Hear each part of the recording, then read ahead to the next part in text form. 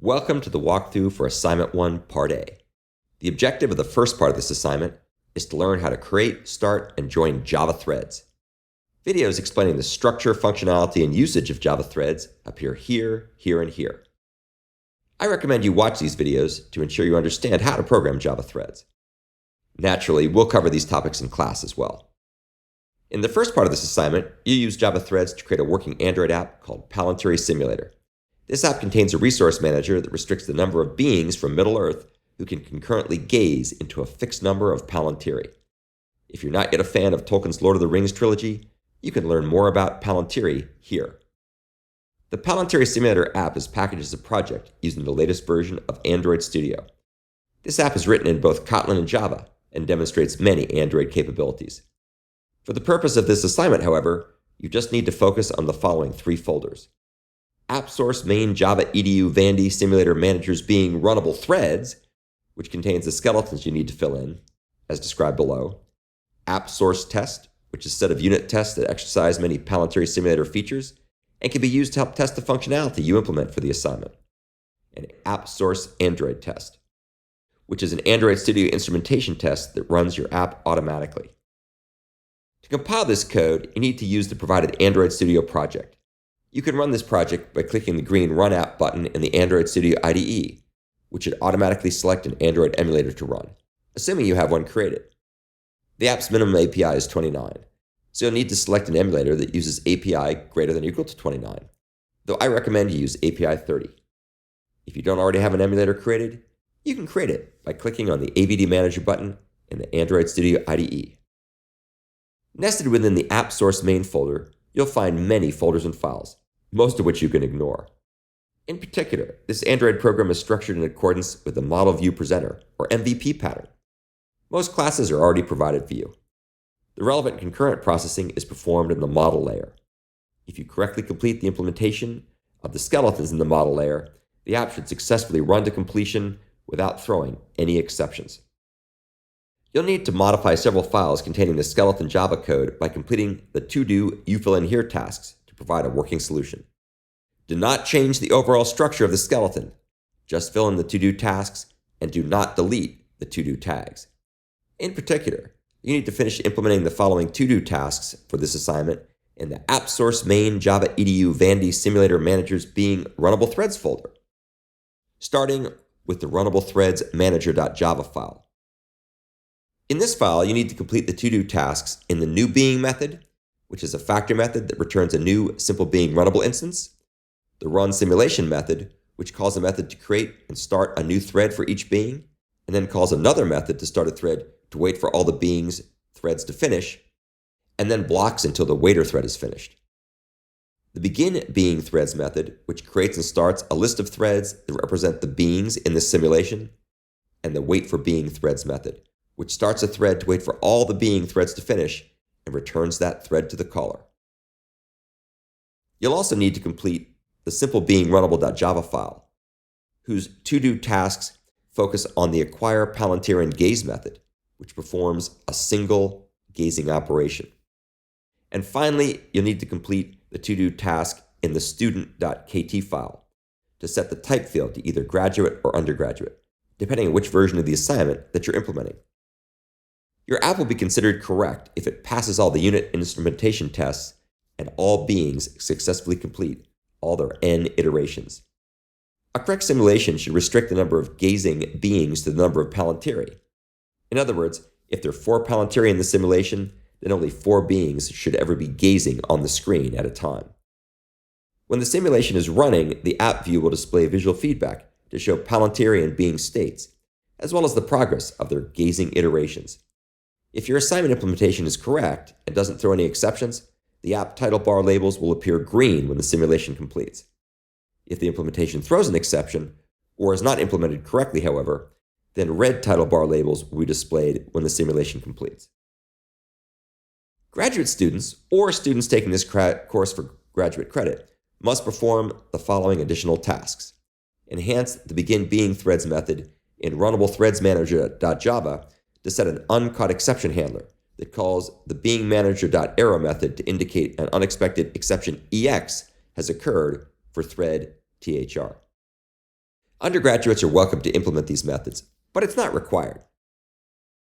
Skeleton code for this assignment is available from my GitHub account. Once you've set up your GitLab account, you can pull this skeleton code into your repository, read it carefully, and complete the to-do markers. The additional work required by graduate students is clearly marked. This assignment is designed to help you get familiar with writing multi-threaded programs using the Android Studio IDE and core Java concurrency mechanisms. It doesn't require you to program with any Java synchronization mechanisms, which we'll cover in the next part of this assignment, or more powerful Java and Android concurrency frameworks, which we'll cover in upcoming assignments. This is what the program looks like when you run it in the Android emulator. If you go up here and click on the little ring icon, you'll get the menus option, and you can select the various types of being managers and palantiri managers, which for the first program will be the runnable thread being manager and the array blocking queue palantiri manager, which you'll implement.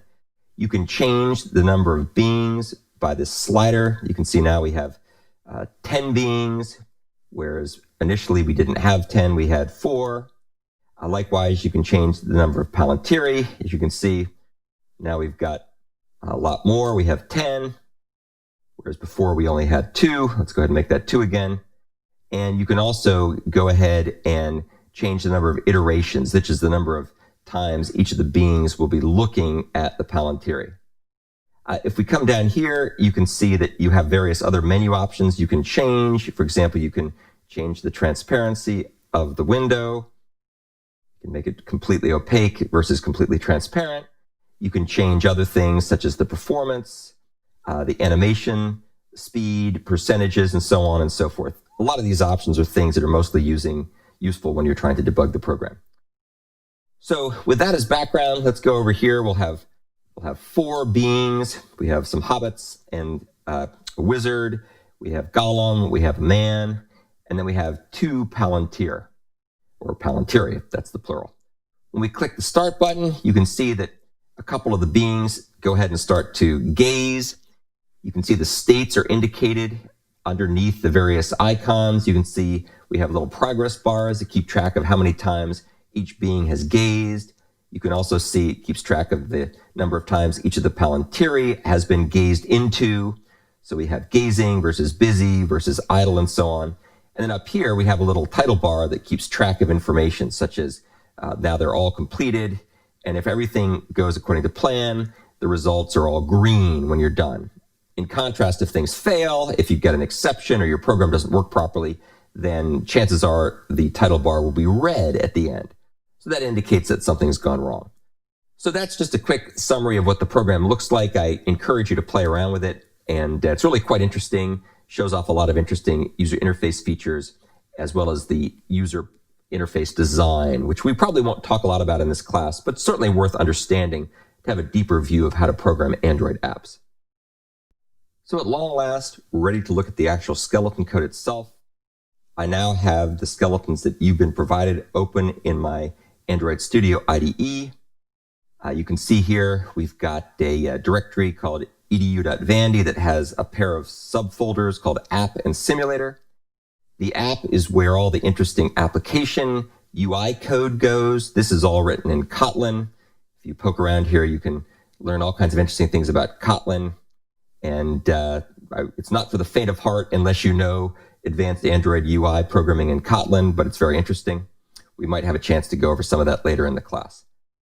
The actual part you'll be implementing is written in Java, and it's in the simulator managers directory. And if you take a look here, there's 2 subdirectories, beings and palantiri. We're going to focus on the beings subdirectory, in particular the runnable threads subdirectory under beings.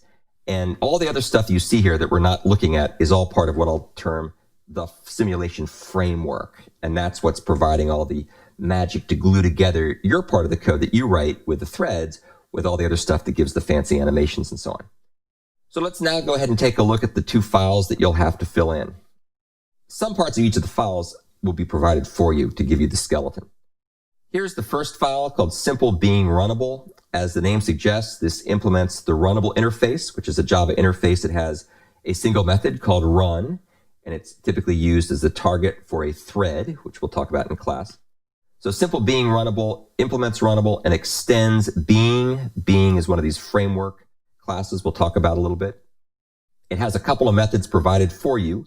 It has a constructor called simple being runnable that takes a being manager as a parameter and calls up to a superclass to do some framework initialization. It's also got a run hook method, which of course is what it will get by implementing runnable. And the run hook method will be called back when the thread is started. So when a being starts up, its run hook method gets called back automatically by the Java infrastructure. And that in turn will call the run gazing simulation method. And that's provided as part of the being class. And we don't have to know too much about how it works, except to know that run gazing simulation is a so-called template method with the template method pattern. And it takes a number of iterations it wants to run. And when it starts to do its thing, it's going to call back to a so-called hook method called acquire, palantir, and gaze. And this is one of the first methods you'll need to implement. And so as you can see, it has a to-do flag here, which shows up as a little blue symbol on the right-hand side of your Android Studio project window, so you know that you have to go ahead and fill this in.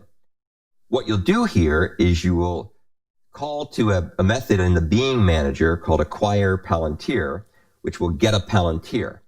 And this call will block if there are no palantiri available at the moment. It'll block until one becomes available.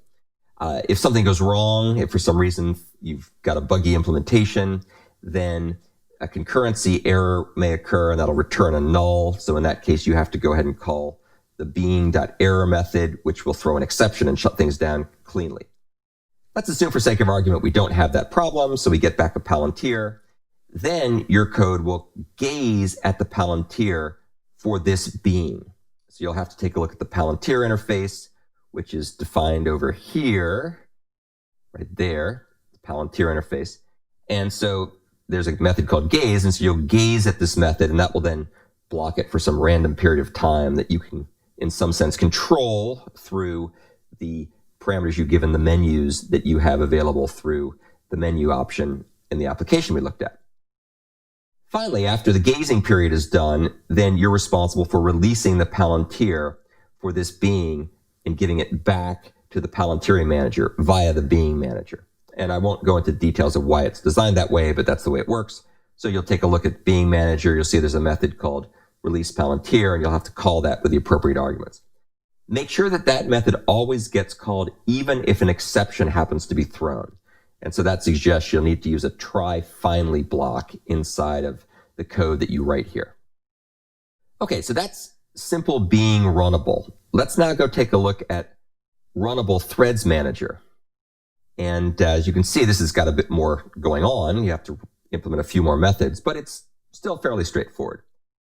This runnable threads manager is a being manager, so it extends being manager, and it's used to manually create a pool of Java threads to run the being simulations. And if you were to take a look at the being manager class, you'd see it's a generic class that's parameterized by the type of being, which in this case is our simple being runnable class we just looked at.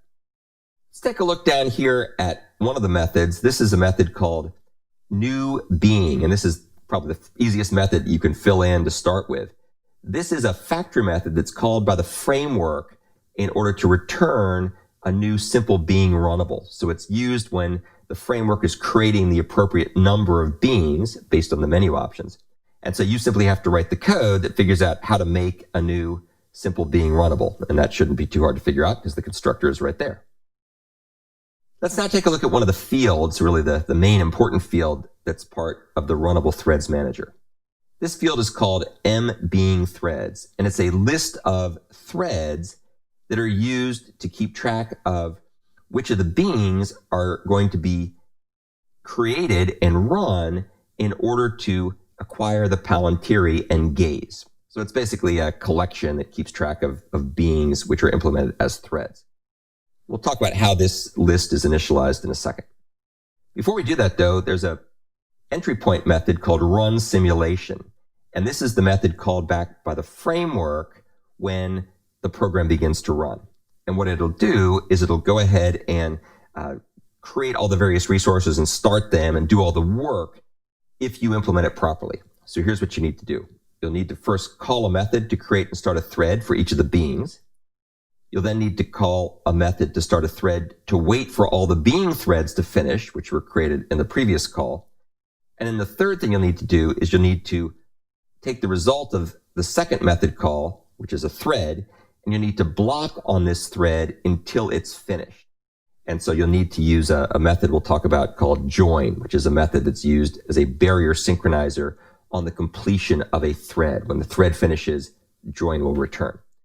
Well, lo and behold, the two methods you have first are both things you have to implement in this class. So the first one is called begin being threads, and that's of course the one you'll call here. And the second one is called wait for being threads, and that's the one that you'll call here. Let's take a look at begin being threads first. Some of this code everybody has to implement. Other parts of the code only the graduate students have to implement. The graduate students or people taking the class for graduate credit always have a little extra work to do in the assignments and the quizzes and the final and so on. So everybody has to call the get beings method, the factory method, on the being manager in order to get back a list of beings that are then iterated through. And for each being in the list, we need to create a new thread object for each of these beings. And then we'll add this to the list of M being threads. Now, there's several ways to do this. One way to do it is to use a Java 7 for each loop. That's very simple. Another way to do it, which is what I prefer, is to use Java 8 streams. So you can iterate through Java 8 streams, and you can use map and peek and collect and so on in order to be able to do the same thing. You're free to do it either way that makes the most sense, although I strongly encourage you, if possible, to use the Java 8 mechanisms because they're more powerful. The graduate students also have one extra step. They have to set an uncaught exception handler for each being thread. And what happens here is if for some reason an exception occurs and the thread doesn't know how to handle it, this uncaught exception handler will be invoked. And what we want it to do is call back on the being manager error method to indicate that an unexpected exception occurred for a given thread. Undergrads don't have to do this, although you're free to do it if you want. You'll get a little better error messages if your program gets really crazy. After you create the mbeing threads list, then you go ahead and iterate through it through whatever means makes most sense to you and start all the threads in the list of threads. So that's the next piece of the puzzle you'll have to implement. So that's, of course, the code that'll get called up here. Down here is the next method. This is the wait for being threads method. And what this is doing is this is going to start one thread, which will then be used to wait for all the other being threads to finish. And this method will return the thread, the waiter thread, back to the caller. And of course, that will then be used to join with the results when everything else is finished. So this is a very simple form of what's called barrier synchronization. Here's how the method should be implemented. What you'll need to do is create a Java thread that will be used to wait for all the being threads to finish gazing. If for some reason an interrupt occurs or an exception occurs, then the being manager error helper method is going to need to be called back, and you'll have to figure out how to do that properly within the thread, the waiter thread that you create. After you create this waiter thread, you'll then go ahead and start the waiter thread, and then you'll return the waiter thread back to the caller. And then that will be used up here in the run simulation method in order to block until everybody's done. So we're using a waiter thread to essentially wait for all the other gazing threads, the being gazing threads, to finish their work. Well, that's basically it. That's the summary of what you'll have to implement. Again, relatively straightforward. If you are familiar with threads, this should take you very little time to do. Believe me, we will do a lot more interesting things as the progress of the semester goes forward. We're going to do lots of other stuff with this program. We'll be doing some interesting things with palantiri managers. Right now, the palantiri manager that we have for this assignment, which I've given you as an implementation, does a very simple-minded way of giving access to the resources that are the palantiri, or the set of palantirs. And the way it works is it uses something called an array blocking queue. This is intentionally very simple and inefficient since it's really not meant for anything other than just getting things started. I'll walk through it really quickly because eventually you'll have to figure out how to implement this when we get to assignment 1B. So what basically we have here is something called an array blocking queue manager, which extends palantiri manager. That's the thing that's going to be mediating access to these limited resources from concurrent threads. As you can see here, we have an array blocking queue, which is a data structure that's part of Java that is used to allow a certain number of objects to be accessed, but will not allow a thread to progress if there's nothing in the queue. And we'll see how that gets used in a second. So here we have the array blocking queue of palantir, which is called available palantiri. There's a couple of methods we give you. We give you reset, we give you build model. And what build model does is it gets the count of palantir objects or palantiri, which is what was given in the menu selection in the app. It then goes ahead and makes an array blocking queue of that many palantiri. And then we go ahead and we iterate through each of these palantiri and we stick each one of them into the M available palantiri array blocking queue. So now we've got a queue with N palantiri, where N is the number of palantiri we have. Here's what acquire looks like with this implementation. As I mentioned, it's ridiculously easy.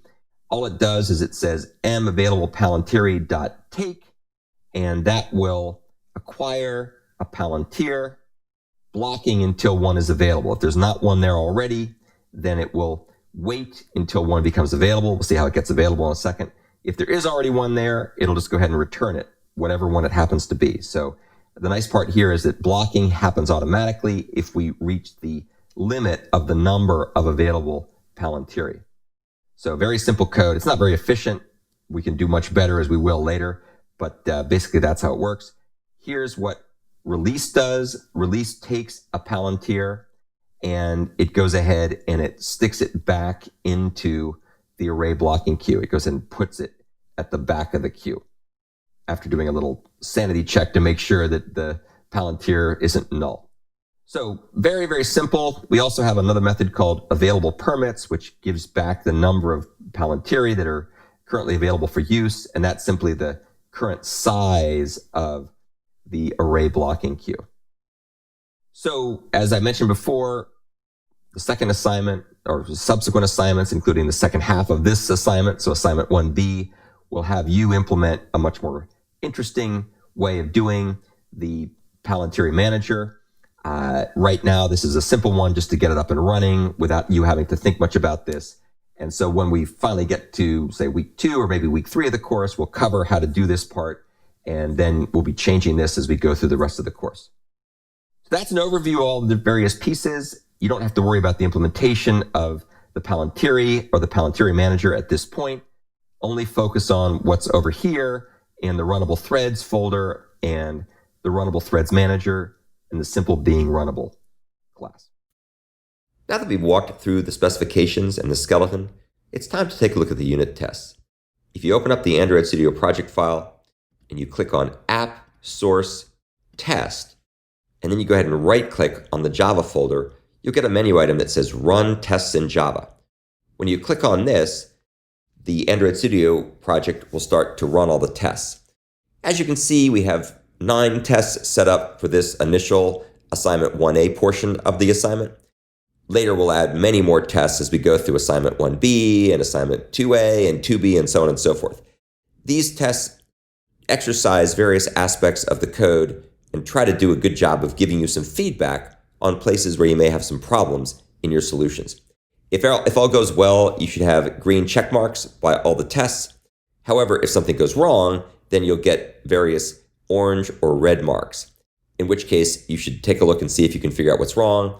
And if you have any problems, please come to office hours and or post the problems on Piazza, and I'll try to give you some help. Now that I've shown you how to run the unit tests, let's take a look at how to run the instrumentation tests. Once again, open up your Android Studio project and go under App, Source, and then this time go under Android Test. And you'll see way down here at the bottom of this deeply nested hierarchy, there's something called main. If you right-click on this, it'll say run the tests. And so you go ahead and run those tests, and this will launch the emulator. And once the emulator is up and running, then it will go ahead and do the tests. Now, this is actually kind of interesting because you'll see that these tests are essentially torture tests. And what they do is they generate a certain number of palantiri and a certain number of beings. And then it does various things to have those palantiri be gazed at by the various beings. Something else you can see happening here too is that the instrumentation tests are rotating the screen, showing how Android handles rotation, which is a very powerful feature that's used to allow the screen orientation to modify. You can see that as these run, if everything goes well, the app title bar labels stay green. In this case, we have beings B10, and there were 6 palantiri. Once again, we're starting another round of tests, and you can see that there's a normal test and a stress test. The stress test will actually run things faster once everything gets up and running. You can see it's going really fast at this point. And you can also see, once again, the labels are green, saying there's 10 beings and 6 palantiri. Assuming everything goes well, then you should get a message saying the test passed. If something goes wrong, then you'll get a message saying the test failed. And that's an indication that there's something amiss with your implementation. So make sure you run the unit tests, make sure you also run the instrumentation tests, and this should give you greater confidence that everything is going according to plan. And if everything goes according to plan, then you should get a good grade on this assignment.